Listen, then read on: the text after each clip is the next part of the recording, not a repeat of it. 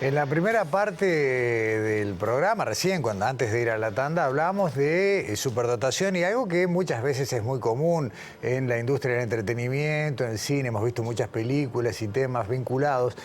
Y ahora vamos a pasar a otro rubro que no tiene nada que ver, pero que también, y con todas las distorsiones del mundo, suele aparecer en películas, sobre todo de terror, de ciencia ficción, porque si hay algo para lo que está bueno exagerar, son para las cosas que se conoce poco y nada. Y ahí anduvo Alexandra tratando de que conozcamos algo más sobre este tema. ¿Cómo andás? ¿Cómo andás, Gustavo? Bien, bueno, bien. A ver. Estuvimos hablando, uno de los entrevistados que es amigo ya de Sobre Ciencia. Una vez al año está acá. Sí, seguro. Bueno, yo lo entrevisté, estamos hablando de Fernando Silveira, que él trabaja, es investigador de la Unidad Académica de Desarrollo Biotecnológico del Instituto de Higiene de la Facultad de Medicina.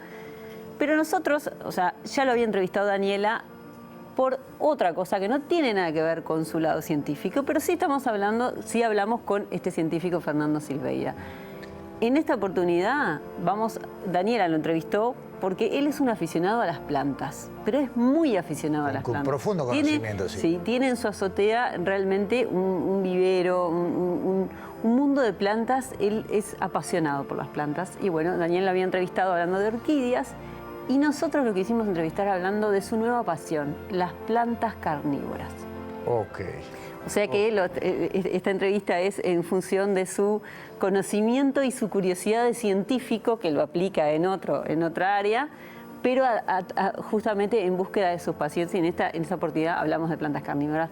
Muchísimas curiosidades nos cuentan de las plantas carnívoras en la primera parte del informe de Fernando Silveira.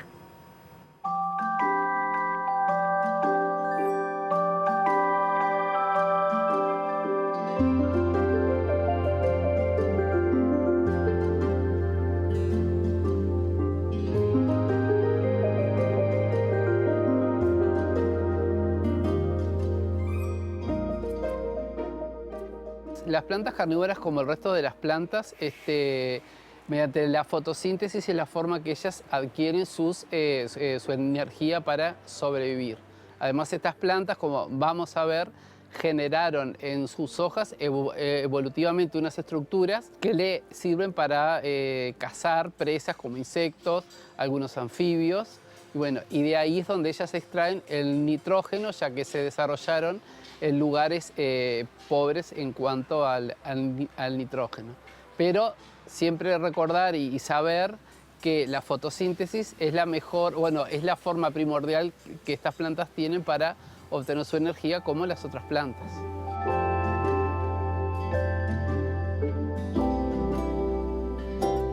Estas plantas han desarrollado diferentes estrategias o mecanismos o estructuras como para cazar estas presas, ¿no?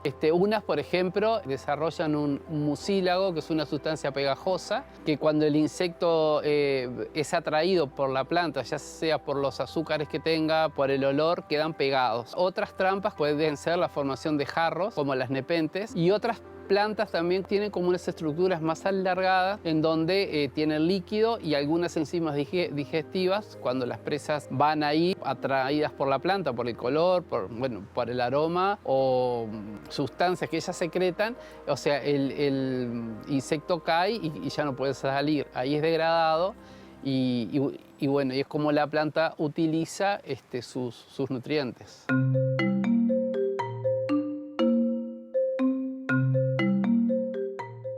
Las plantas estas se desarrollan en climas súper húmedos, en ciénagas, pantanos, y otras también que no tiene que ser un pantano, pero sí un sustrato súper húmedo y un ambiente húmedo. Entonces, cuando uno las tiene como en un local o en un vivero o en una azotea, como es este caso, tiene que lograr mantener eso, ¿no? O sea, tanto la humedad ambiental como la humedad de sustrato. Las plantas estas no se cultivan en tierra como cualquier otra planta, o sea, se cultivan en un musgo que se llama sphagnum, mezclado con perlita, que es un mineral como para airear y que no se compacte el sustrato. Entonces, cuando queremos cultivar estas plantas, tenemos que previamente tener musgo sphagnum, si no la planta no va a poder sobrevivir.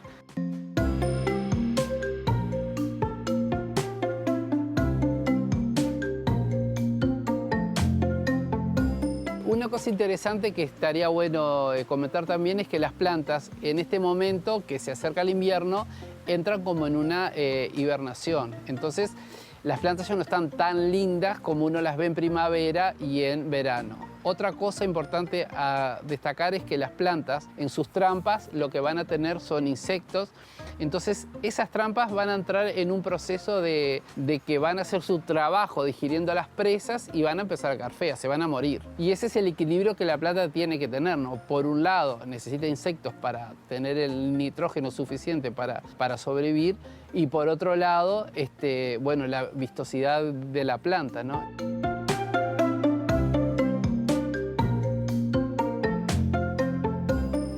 Interesante, ¿no? ¿Cuál es la razón evolutiva que adaptó a estas plantas a obtener una parte de su sustento a través, bueno, de atrapar insectos y pequeños anfibios, dijo también?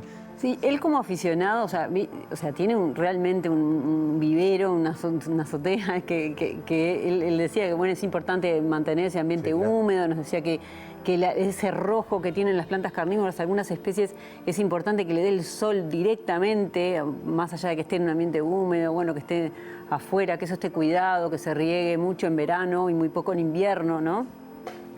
Y una de las cosas que vimos cuando fuimos con el equipo de rodaje sobre ciencia fue la planta carnívora que se ve en la serie El Encargado, que Ajá, claro. Muchas veces cuando uno habla de plantas carnívoras te dicen, bueno, sí, en El Encargado, él le daba de comer. Claro, es cierto, fue la última aparición de las plantas carnívoras Ahí está, él le daba de comer a la planta insectos, bueno, y ahí le preguntábamos más allá y me decía, bueno, las plantas atraen de alguna manera a los insectos. Ahí está, claro.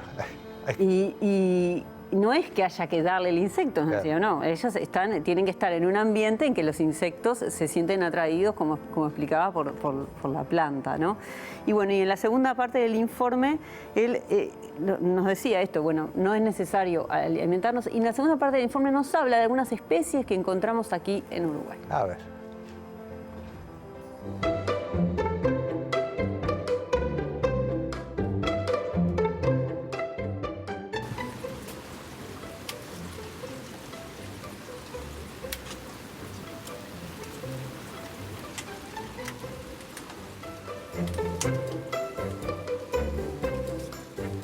Una de las especies de carnívoras son las dróseras, que tenemos plantas nativas de ese género acá en Uruguay. Se reproducen, son hermafroditas, entonces, bueno, se genera la flor, se poliniza a través del viento de insectos, puede ser la misma planta o entre plantas, generan las semillas que se dispersan y, bueno, y vuelven a formar nuevas plantas si el ambiente donde esas semillas caen es beneficioso para la planta.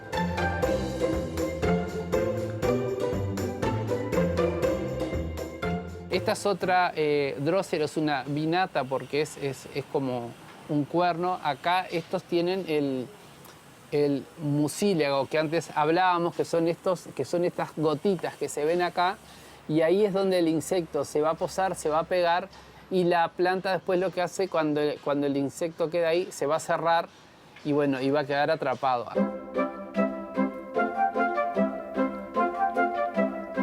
Después, otra de las plantas más interesantes que en Uruguay no hay, nativas, son las nepentes. Estas plantas son las que forman jarros. Esto es la semilla, que lo que queremos ver si son fértiles, porque puede ser que no sean fértiles y bueno, y no van a nacer plantas.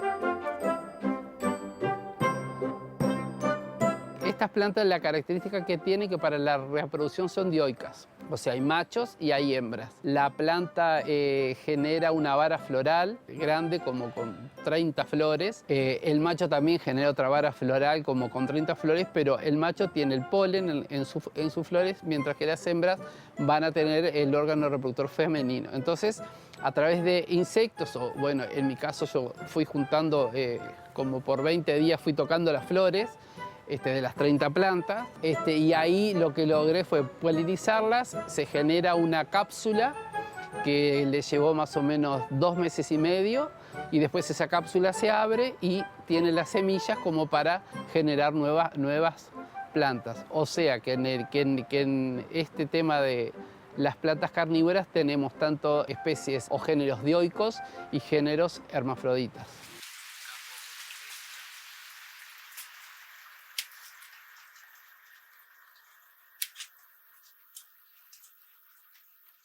Estas son otra variedad de plantas carnívoras, se denominan pingículas, y son de origen mexicano y como ustedes pueden ver en las hojas tenemos, por ejemplo tenemos insectos pegados ahí, también segregan un mucílago, ese pigmento viscoso que hablamos hoy, que donde los mosquitos se quedan pegados.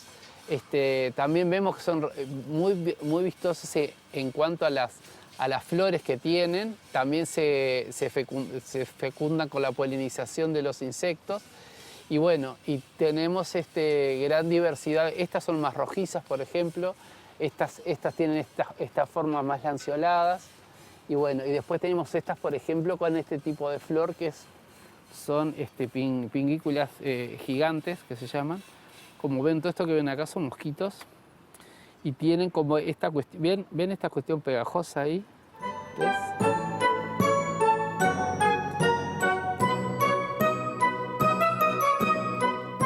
En el programa número 1 de Sobre Ciencia en TV Ciudad, recuerdo perfectamente un plano del investigador Fernando Silveira de sus manos, con una hoja, en ese caso de quillaja, haciendo espuma. Y terminamos esta nota de nuevo con sus manos, pero en este caso viendo cómo la hoja de la carnívora es pegajosa. No hace falta ser investigador en un tema para demostrar la pasión y el conocimiento, ¿no? Exacto, y además que, bueno, como apasionado también se encarga de buscar realmente información en fuentes, obviamente que conocen del tema o que puedan investigarlo, ¿no?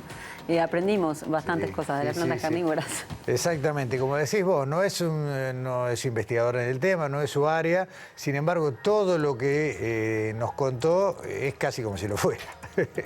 Alexandra, muchas gracias. Nos vemos la semana que viene. Nos vemos la semana que viene. Nosotros vamos a hacer una pausa y a la vuelta volvemos a, como dije en el arranque, no del cuello para arriba, vamos a hablar de neurociencias, vamos a hablar de salud cerebral. No se vayan, ya volvemos.